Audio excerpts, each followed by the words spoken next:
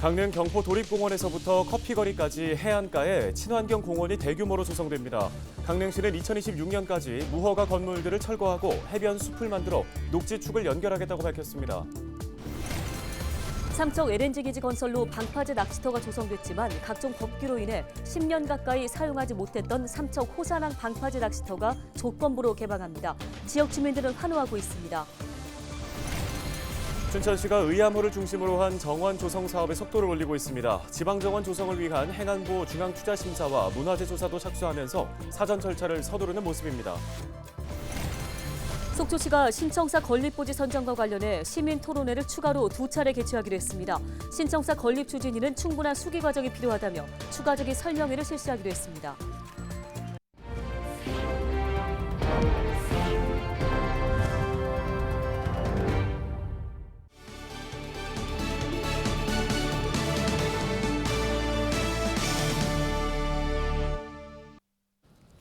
시청자 여러분 안녕하십니까? 헬로티비 뉴스입니다. 첫 소식입니다. 강릉 경포 도립공원에서부터 커피거리까지 해안가에 친환경 공원이 대규모로 조성됩니다. 무허가 건물들을 철거하고 해변 숲을 만들어 하나로 연결하겠다는 건데요. 네, 특히 해안 완충지대 역할을 하게 되는 건데 이른바 국민 안심 해변 조성 사업과도 연계돼서 추진됩니다. 최성식 기자입니다. 강릉 경포도립공원 북쪽 구간인 사근진 해변. 관광객들이 갯바위에서 여유를 만끽합니다. 하지만 바로 옆 경포해변과 달리 이렇다 할 볼거리나 즐길 거리가 마땅치 않습니다. 뭔가 좀 한적하고 가족 단위로 오기 좋고 뭐 힐링하는 분위기가 있긴 한데 그렇다고 뭐 강릉만의 뚜렷한 특색이 드러나는 뭔가 장소나 그런 게 없으니까. 해변 백사장 바로 옆에는 오래된 민박집들이 서 있습니다. 모두 국가나 지방자치단체 소유 부지에 지어진 이른바 무허가 건물입니다. 강릉시가 이를 모두 철거한 뒤 경포도립공원에서 안목 커피거리까지 녹지축 연결에 나섰습니다. 철거 대상 53채 가운데 49채는 협의가 완료돼 이미 철거됐거나 공사가 진행되고 있습니다. 무허가 건물을 철거하고 난 부지입니다. 이곳에는 보시는 것과 같은 해안 숲이 조성이 되는데요. 어떠한 인공 구조물도 들어설 수 없는 친환경 공원으로 탈바꿈하게 됩니다. 2007년 경포해변 백사장에 있던 무허가 건물들을 철거하고 해안 숲을 만든 지 16년 만에 경포도립공원 북쪽까지 확대하는 겁니다. 해당 구간이 태풍이나 너울성 파도에 취약하고 해마다 백사장이 깎여나가는 해안 침식이 심각한 점도 사업 추진의 배경이 됐습니다. 해양수산부도 이 일대를 국민안심 해변으로 지정해 국비 220억 원을 지원하기로 했습니다. 지금 현재 사근진하고 숭문 해변 쪽에 산수된 재위험으로부터 시민들의 안전을 보호하는 게 우선이고요. 그리고 그 다음으로는 이제 우리가 녹지축 구성을 통해서 시민들의 편안한 휴식 공간을 마련하는 게. 이번 사업으로 만들어지는 해안숲은 축구장 약 100개와 맞먹는 70만 제곱미터 규모. 강릉시는 해안 속림 지역의 난개발을 막고 연안재해를 예방해 동해안 최고의 힐링 공간으로 만들겠다고 밝혔습니다. 헬로티비 뉴스 최성식입니다. 삼척 LNG 기지 건설로 지역의 명소였던 해수욕장을 내준 주민들이 방파제 낚시터를 원해 건설이 됐지만 10년 가까운 세월 동안 사용을 못하고 그저 바라만 보고 있었는데요. 안전사고 위험 등 법규상 그림의 떡으로만 바라보던 방파제 낚시터가 드디어 문을 열게 됐습니다. 네, 지역 주민들은 물론 낚시객들에게도 반가운 소식입니다. 박건상 기자입니다. 배를 타고 조금만 나가니 길다란 방파제가 눈에 들어옵니다. 사람들이 무언가를 설명하고 있습니다. 이곳은 삼척 호산항 방파제. 지난 2014년 삼척 LNG 기지 건설의 보상책으로 주민들의 요구사항을 받아들여 호산항 외곽 방파제에 접안시설과 화장실, 전망대 등을 갖춘 낚시터를 건설했습니다.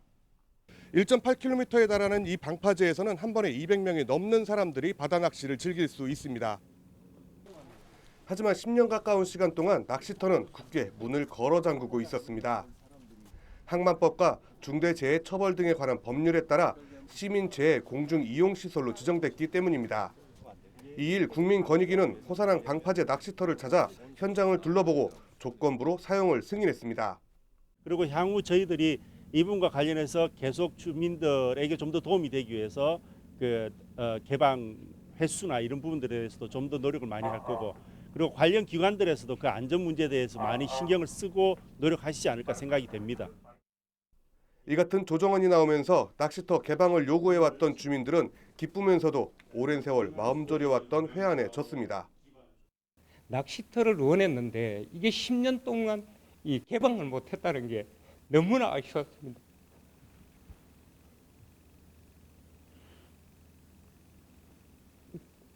그래서 한 10년이라는 세월이 가면서 주민들이 그 천에 저 해수욕장을 내줬다는 그걸 가지고 원망도 많이 들었습니다. 앞에 선 사람들이 너희를 뭐 하느냐. 이에 따라 삼척시는 오는 11일 220명이 참여하는 바다낚시 대회를 개최합니다. 또 이번 조정안에 따라 낚시터 개방에 필요한 지원과 안전 조치를 담당하게 됩니다. 협의를 잘해서 안전사고라든가 이런 게 하나도 없이 잘 운영될 수 있도록 해야 할 것이고요. 오늘 이 조정으로 일시 이제 개방이 되는데요. 이로 인해서 우리 어려운 지역 경제 활성화 그리고 해양 관광 쪽으로도 많은 활성화가 되기를 기대해 봅니다. 아직은 낚시 대회 등에만 개방할 수 있어 사용이 제한적이지만 추후 안전이 보장된다면 상시 개방으로 전환할 수 있습니다.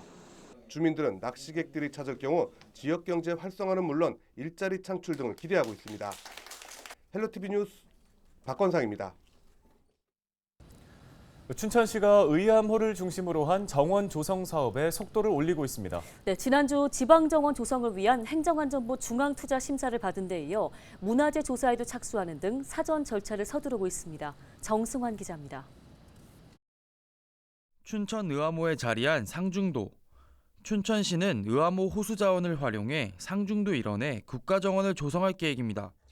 우선 2027년까지 지방정원을 조성하고 향후 국가정원 승격을 노리겠다는 계획인데 지방정원은 18만 제곱미터로 조성합니다. 정원은 온실을 갖춘 사계절 정원과 육상 테마 정원, 호수 습지 테마 정원 등 3가지 테마로 조성할 계획입니다. 사계절 정원 인근에는 부지 면적 13,000제곱미터 규모의 정원 소재 실용화 센터도 들어섭니다. 제때 사업을 추진하기 위해선 행정안전부 중앙투자심사 통과 등 사전 절차가 돼야 하는데 춘천시는 긍정적 결과를 기대하고 있습니다. 강원특별자치도의 지방정원 선정을 놓고 강릉과 영월, 인제, 고성 등이 경쟁을 벌여온 가운데 춘천시가 높은 평가를 받은 것으로 전해졌고 중앙투자심사 결과도 조만간 나올 것으로 알려졌습니다. 예산부서로 어느 정도 순위를 매겨서 넘깁니다, 자료를. 그럼 예산부서에서는 예산의 재원 안에서 그 예산을 반영을 하는 거거든요. 그게 이제 아마 지금 거의 마무리 작업에 있는 걸로 제가 알고 있습니다. 관건은 문화재 존재 여부입니다. 최근 사업 대상지 인근인 상중도 고산에서 선사시대 유구가 대거 발견된 가운데 춘천시는 지난달 31일 문화재 조사에 착수했습니다. 고산보다는 여기가 저지대라서 나올 확률은 적다 이렇게 말씀하시더라고요, 전문가분들이. 그리고 한 군데를 파봤는데 전혀 나올 것 같지는 않다라고 얘기는 하셨는데 혹시 모르죠. 그래서 저희도 이제 이번 주까지는 계속 지켜봐야 될 것 같아요. 의암호 국가호수정원에 도전하는 춘천시. 국내 1호 국가정원인 순천만 정원의 경제적 파급 효과가 1조 6천억 원에 달할 것으로 분석된 가운데 춘천시의 향후 행보에 관심이 쏠립니다. 헬로티비 뉴스 정승환입니다. 다음 소식입니다. 속초시가 신청사 건립부지 선정과 관련해 시민토론회를 추가로 2차례 개최하기로 했습니다. 속초시는 지난 1일 열린 속초시 신청사 건립추진위원회에서 충분한 수기 과정이 필요하다고 판단해 토론회와 시민설명회를 추가로 실시하기로 의결했다고 밝혔습니다. 신청사 건립추진위는 이날 신청사 부지 선정 시 이용 편의성과 적정 부지 확보, 도시 균형 발전과 기능적 확장 4가지를 고려 사항으로 제시했습니다.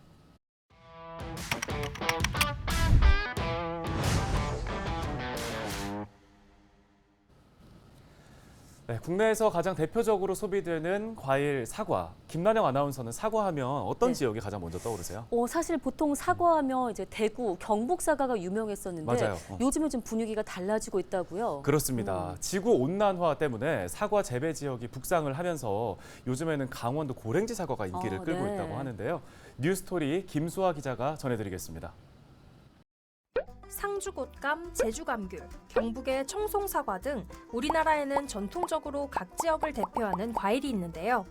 특히 사과는 대구와 경북 지역의 특산품으로 꼽혔었죠.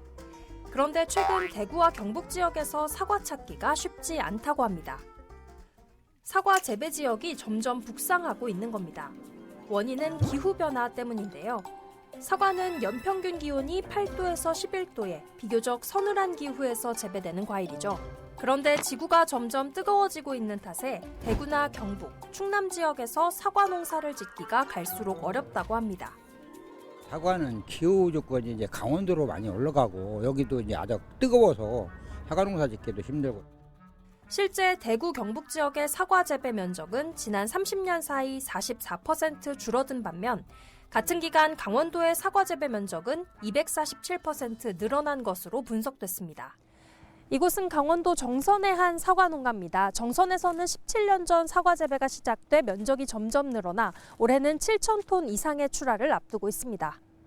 기존의 고랭지 배추로 유명했던 정선 임계면은 지구 온난화로 인해 병해충이 심해지면서 대체 작물로 사과를 선택했습니다. 날씨가 따뜻해진 데다 해발 650m의 강원도 고랭지라는 위치가 더해져 사과 재배에 적합한 기후 조건이 된 겁니다. 사과는 착색이 되려면 15도 이하로 좀 떨어져야만 착색이 잘 되거든요. 그런데 이제 여기는 정선 임계 같은 경우는 해발이 높다 보니까 그 야간에 이제 열대야 현상이 없어요. 10년 전만 해도 사과 재배가 과연 가능할까? 의문을 품던 지역 농가들도 이제는 앞다퉈 사과 농사에 나서고 있습니다. 많이 황당해 하셨죠. 많이 만류도 하시고 농가가 거의 3분의 1 정도가 이 마을에서 지금 사과 농사를 짓고 있습니다. 현재 강원도 정선 지역의 사과 농가는 319곳. 재배 면적만 축구장 366배 크기에 달합니다. 농촌진흥청은 지금처럼 지구온난화 추세가 계속된다면 대한민국에서 앞으로 70여 년 뒤에는 강원도에서만 사과 재배가 가능할 것으로 전망하고 있습니다. 이에 대비해 지역에 따라 사과 품종을 다르게 보급해 사과 생산을 이어나가겠다는 계획입니다. 기상 환경에 따라 착색이 어렵고 그리고 작업 환경에 따라서 노동력이 또 많이 줄어들었기 때문에 착색 관리가 필요가 없는 노란색 가피의 사과를 개발하였고요. 경북 지역에 지금 군위 지역에서 그 골든볼을 전문 생산 단지로 해서 2025년까지 5헥타 계획으로 지구온난화 시대를 넘어 지구가 펄펄 끓고 있는 시대라고 하죠. 기후변화가 국내 대표 과수 작목인 사과의 재배 지도까지 바꿔놓고 있습니다.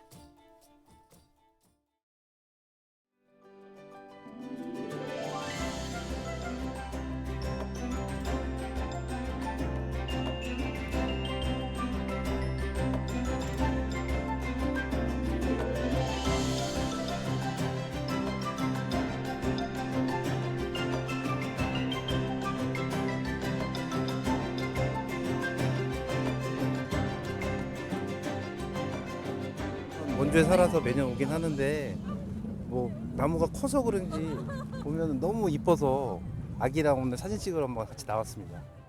상당히 웅장하고 아마 우리나라에서 최고라 그러는 게 맞는 것 같아요. 그리고 나이도 제 생각에는 전혀 넘어 보여요.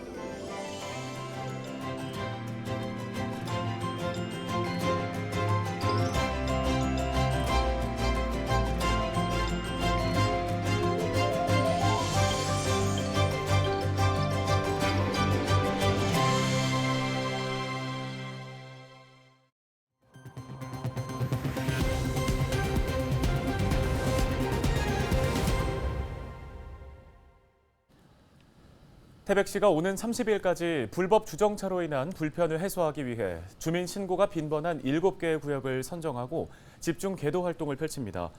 주요 지역으로는 화전 삼거리 버스 정류소와 오투로 입구 소화전, 버스터미널 출입구 횡단보도 등입니다. 이들 지역들은 지난 10월 한 달 기준 218건의 주민 신고 접수가 이루어졌습니다.